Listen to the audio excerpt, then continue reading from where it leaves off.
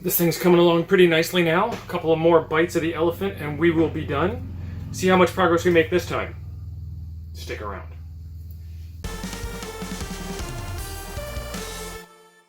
Right, I think the first thing we should do is get this thing cleaned up. And I don't have any deoxit, but what I do have is this QD electronic cleaner. If you saw the last video, I was having some trouble with the overall dustiness of the board, and I think it's just a good time to clean it. So let's do that.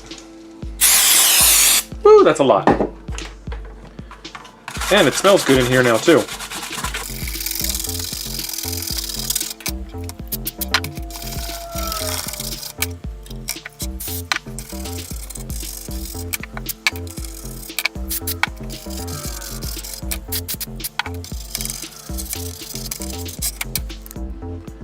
Get the soldering iron warmed up. Now that we're all cleaned and ready to go, let's start looking at what parts we're going to put on here first.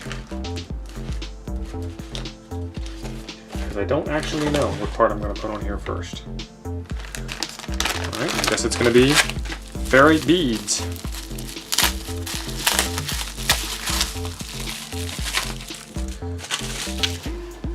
Oh, there's a lot of these.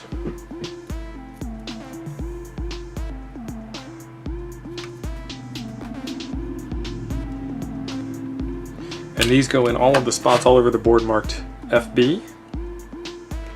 So let's pull up the parts locator and start soldering. Alright, we got 22 of these. Let's see how many we have in actuality. 22 on the board. 1, 2, 3, 4, 5, 6, 7, 8, 9, 10, 11, 12, 13, 14, 15, 16, 17, 18, 19, 20, 21, 22. And let's see if we have any left over this time around.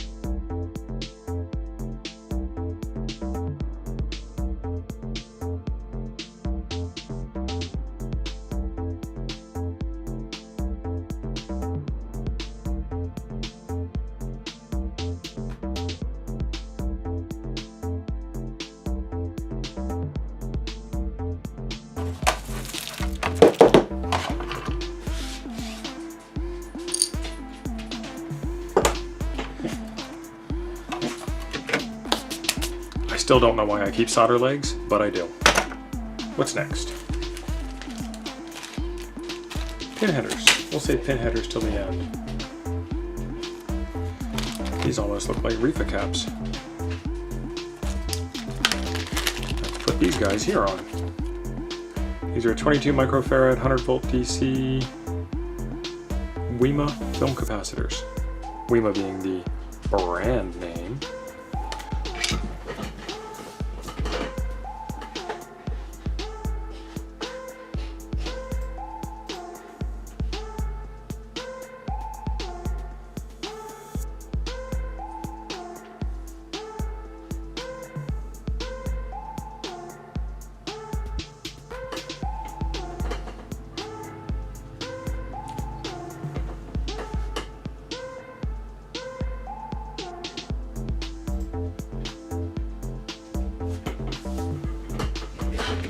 These go on either side of this voltage. Where'd they go? There they are, right in front of my face.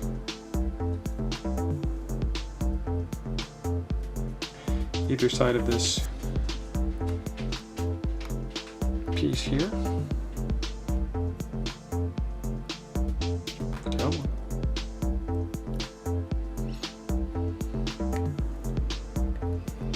Trying to be neat about it.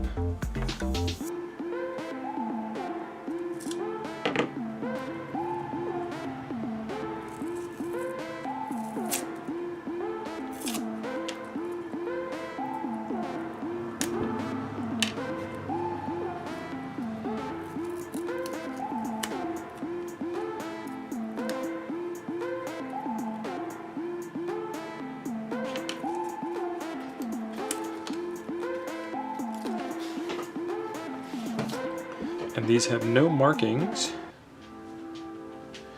indicating what polarity they are. So I'm going to put them in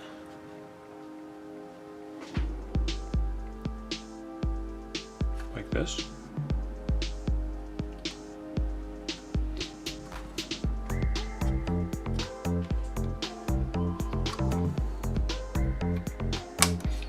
And then bend them over improperly.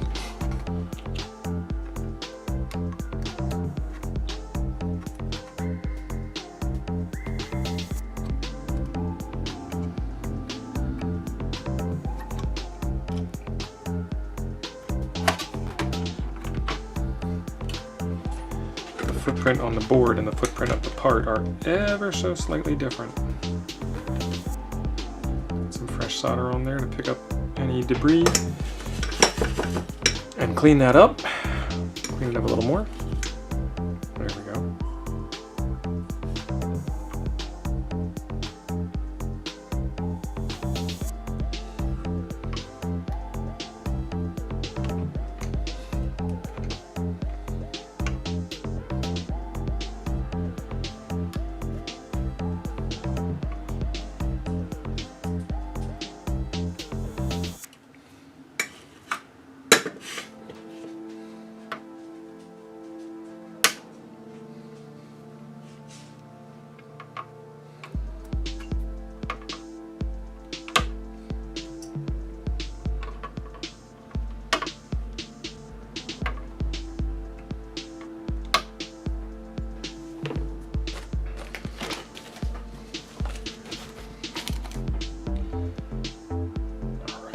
Ceramic capacitors.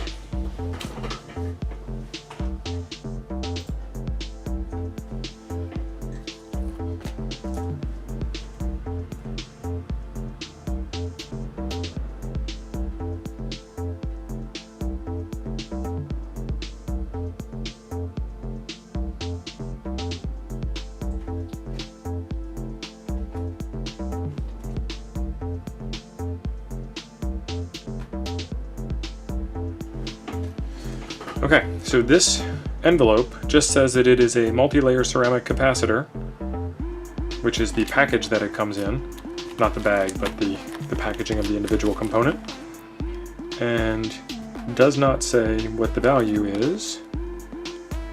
And there's something tiny written on there. Let's see what that says.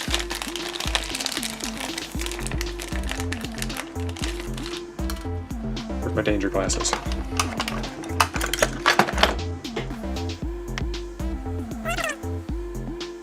But wait, there's another way to do this. I can look it up in my invoice from Mouser. And it says that it is line item number 15. That makes it a 330 picofarad axial capacitor. Now I can do something with that. Alright, that is C23, which is over here in this area. Not over here where I pointed.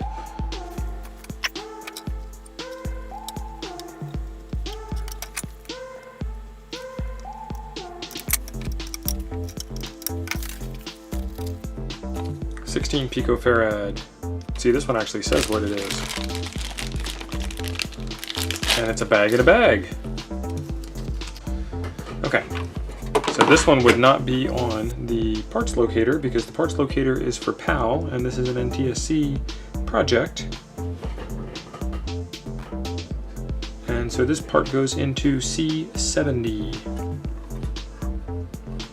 Right there. And that, the footprint of the component and the footprint on the board were exact, so it just dropped right in. That was sweet!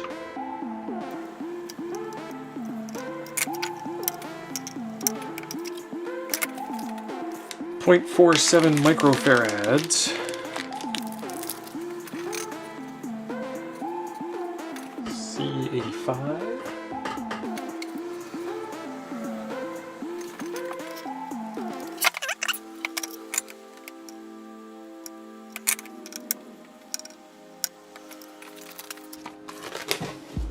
.68 picofarads. That's that diagonal one right there.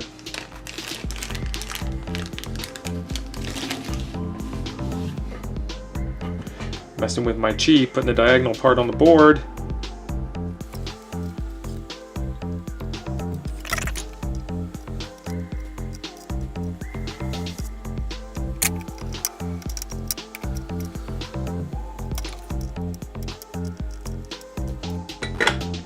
And those are those ferrite bead wires that I crossed over earlier.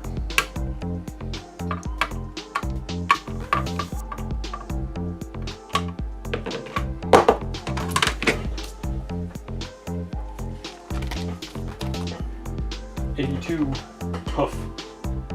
2 of those. C83 and C86.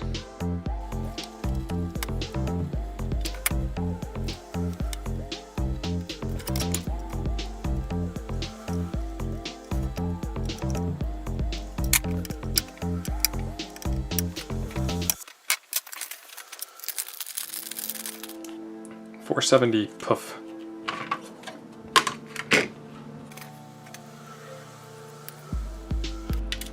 Is that how you're supposed to do that? Is that what I was supposed to be doing all along? C10 and C11. So you see me folding these over. The object of the game of folding them over is to get them to hold themselves in place, not to fold them over so tight that they form hooks into the board.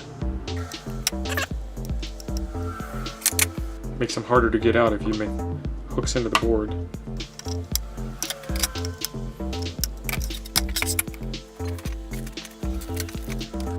(1800 picofarads). C93 and C48. Those two right there.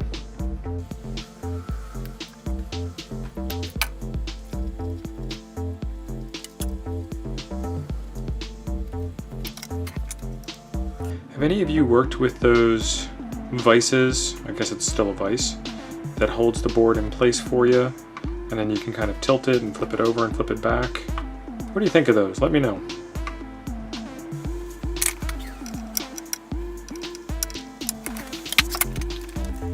.100 microfarads. And I'm liking this trick of cutting these things off of the ammo reel. I already had that part in. Put that back in its bag. Grab another one. 200 volt 20 picofarad.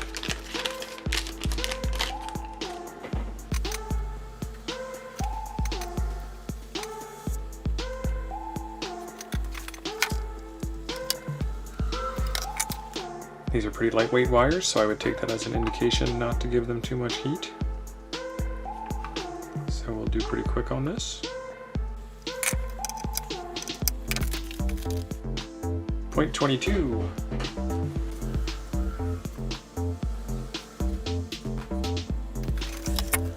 And these are C97 and C100 right up here. Let's put the part in before we spread the legs.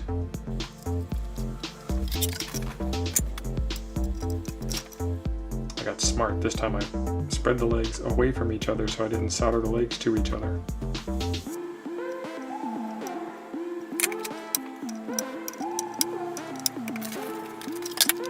$1,000.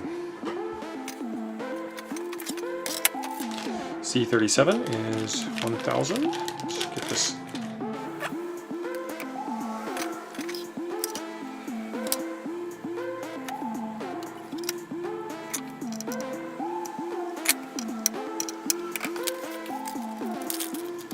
$51.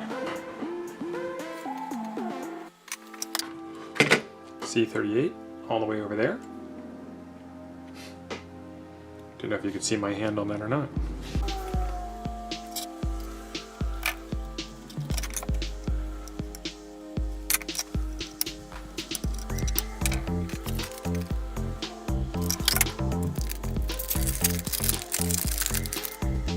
This is a bipolar junction transistor. Let's see where this one goes.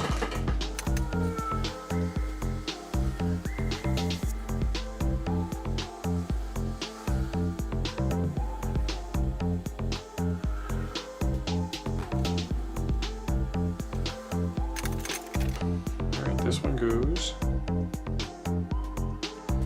right up here.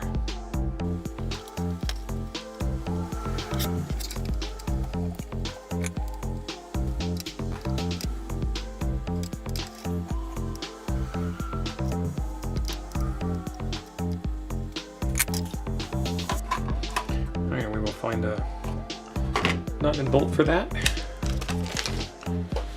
Alright, that's the last of the Mouser parts.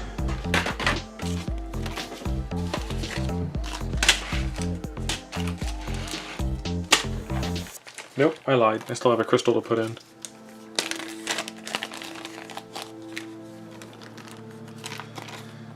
Uh, 14.31818 megahertz.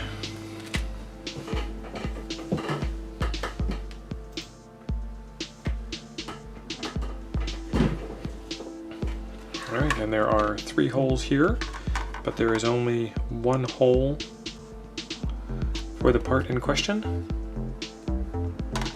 And I think usually what happens with these guys is one of them wraps over for a ground connection or a hold down strap.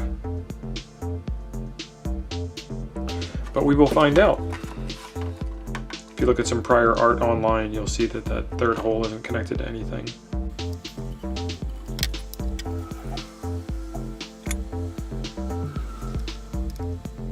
And what I'm doing is I'm getting some solder on the tip of the iron, and I'm just kind of tacking it in place.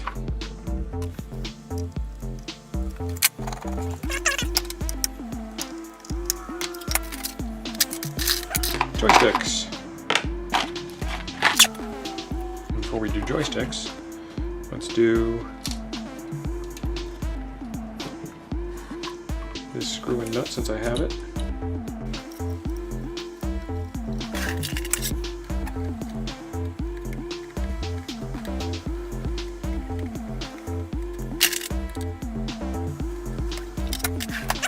These are the original joystick ports out of old number 6, making a comeback.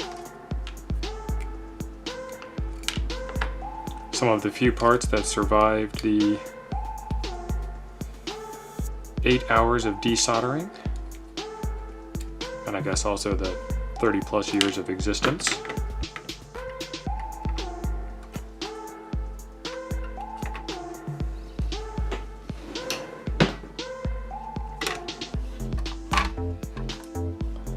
What I will do with these ones is I will screw them down first. and they'll hold themselves in place.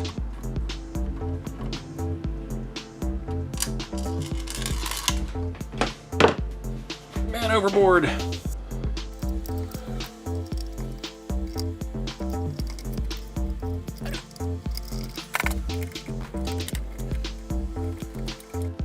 Yeah, I know, this is an extreme close-up. And what we're doing is we're screwing metal screws into plastic. So I don't really need to kill it, I just need to get it in so that it holds in place. And then these ports are, you know, joystick ports, so they're going to get some in and out action from the joysticks as you play. So that's why they're screwed in place.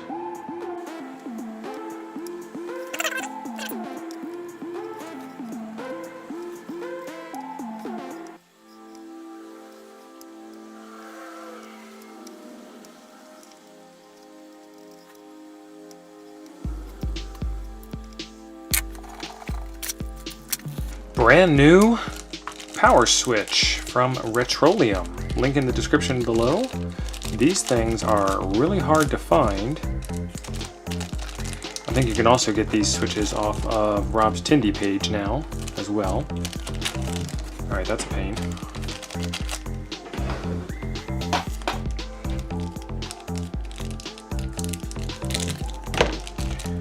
Did not want you getting into that bag.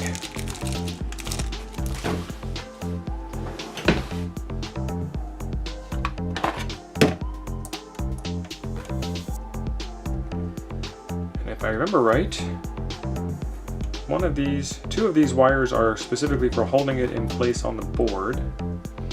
2 of them are for 5 volts, 2 of them are for 12 volts, 9 volts, and the rest of them are just because this was the cheapest connector of the day.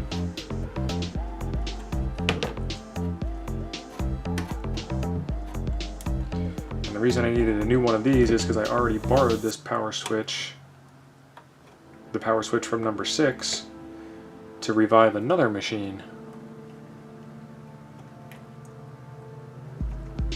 Because these power switches go bad. That's just going to hold itself in place. Which is good because it was a pain in the butt to get in there. These first 2 connections here are for physical endurance, so they will get a lot of solder so that they are up to the task.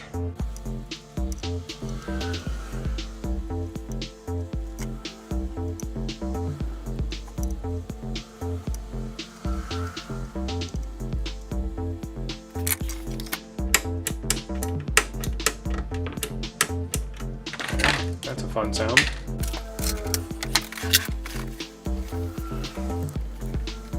Alright, some more salvaged parts from number 6. The DIN connectors. Thankfully, they're all different shapes and sizes. So that one goes there. That one goes not there, not there. Oh, wasn't that funny?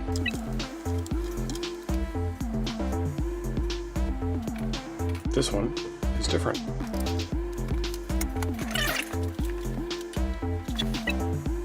So that one goes there. And that one goes there. Interesting. It's interesting that that'll fit over there. At any rate, I'm going to set them where they belong. I'm going to do one at a time.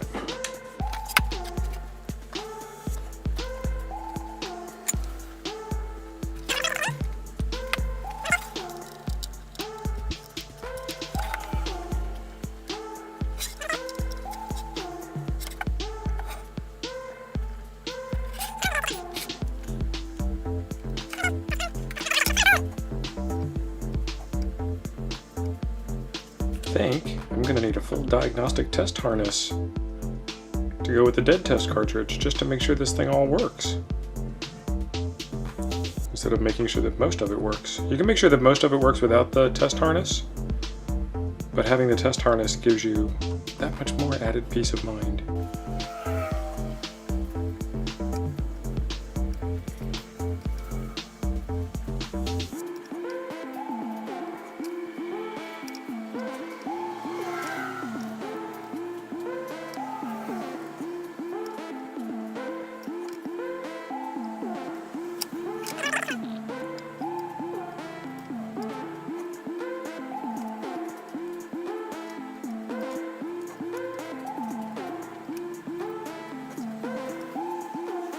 Alright, and on this setup,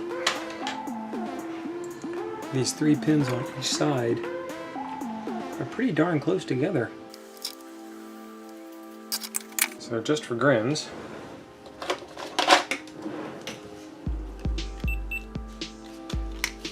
I'm going to check that out.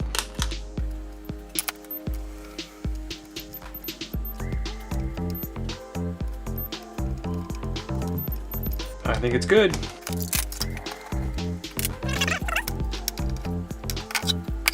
Alright, fuse holder, Vero. Oh, that's gonna be hot. I'm gonna cheat.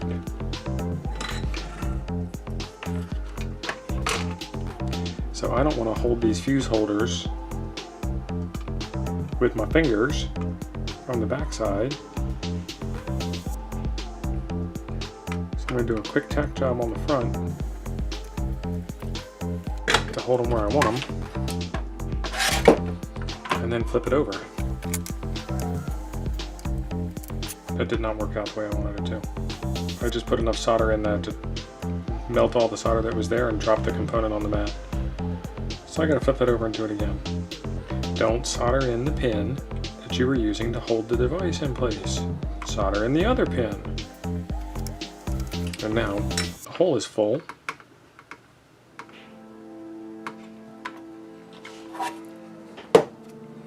So I think all that work I did to make sure I wasn't going to burn myself did not help me at all.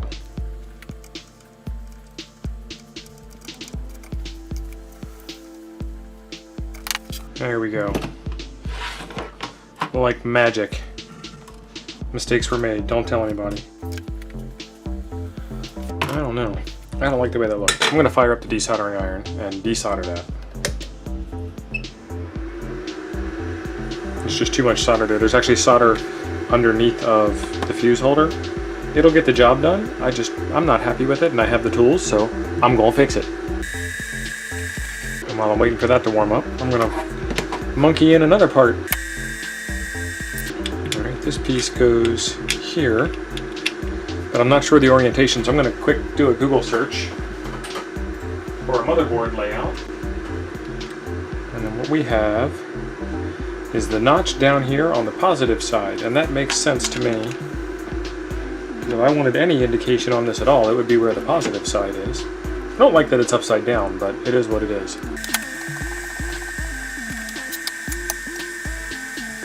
Alright, desoldering station is up to temperature. So as soon as we get this part done, we'll get that out of there.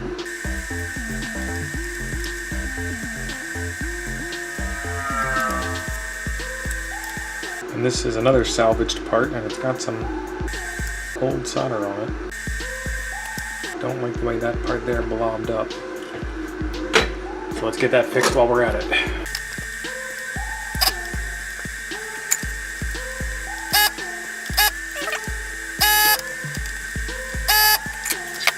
Yeah, see, that's all that solder that I was telling you blobbed up on this side of the board.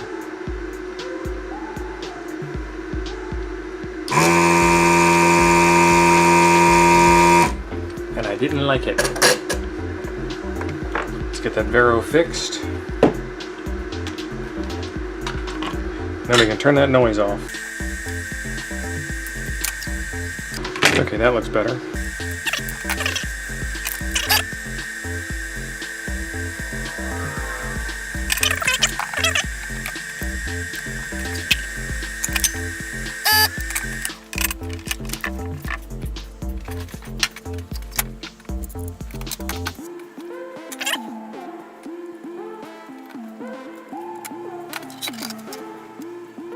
mistakes, they're just happy little accidents, right? Cartridge port.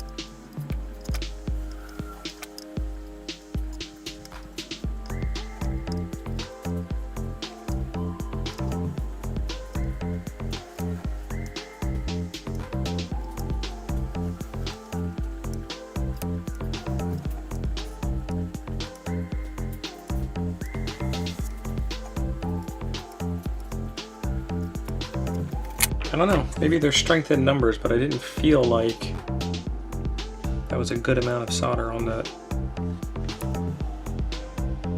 cartridge port. And oddly enough, the 4 on the ends are the ones that look the worst.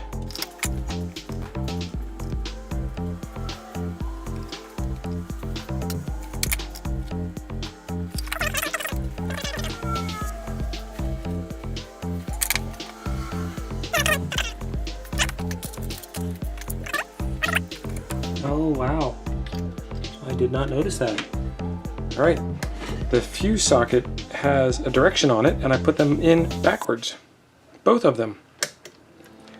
Fire up the desoldering iron. While we're doing that, let's get the keyboard connector in place.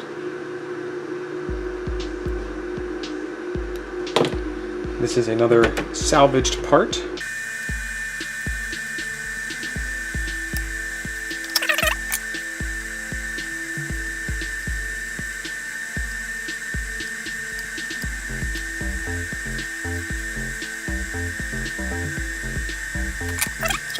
LED light. At this point, I'm just being stubborn, not taping these things down.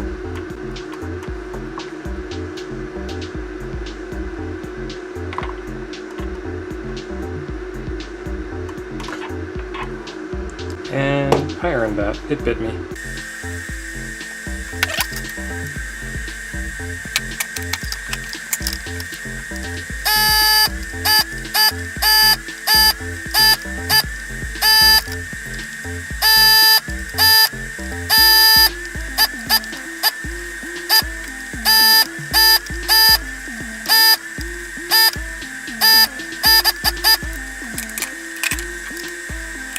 Alright, let's do that a third time. They're still hot.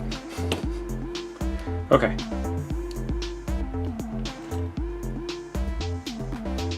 If you can see it, I don't know if you can or not, but there is a little groove where the fuse goes that needs to go on the outside.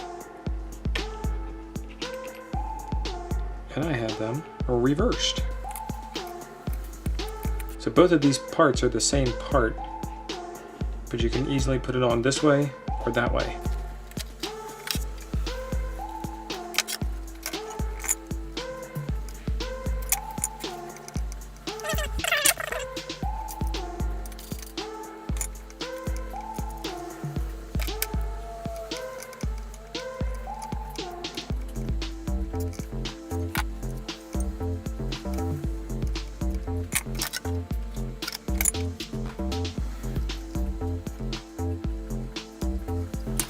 Let's try and put that fuse in again.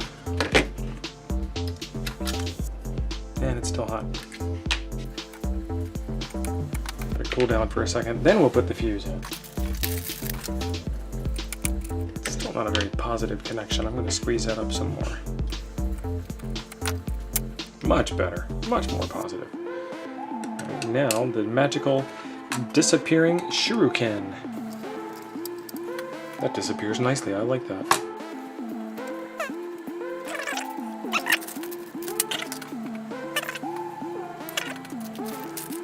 I'm going to take a single stack pin header and put it under there to get it up a decent height.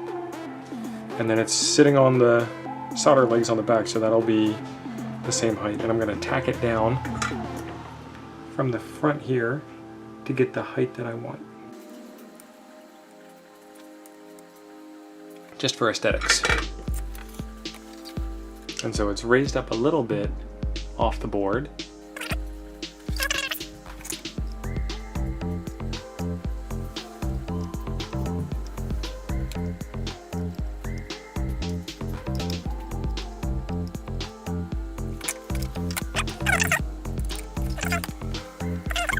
I wasn't going to put it in, but it does say assembled in Hong Kong and it does have the serial number of the original board, so I think I'm going to put it in for nostalgia.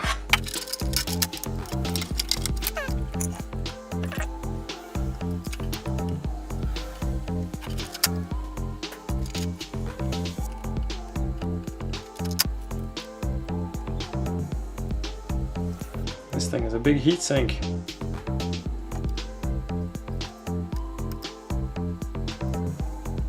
Not only is this thing a big piece of metal, but it's also attached to the ground plane.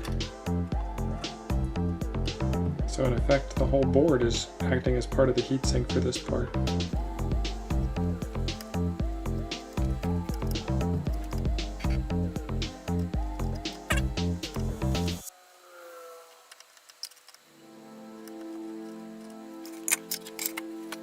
I think that looks pretty good.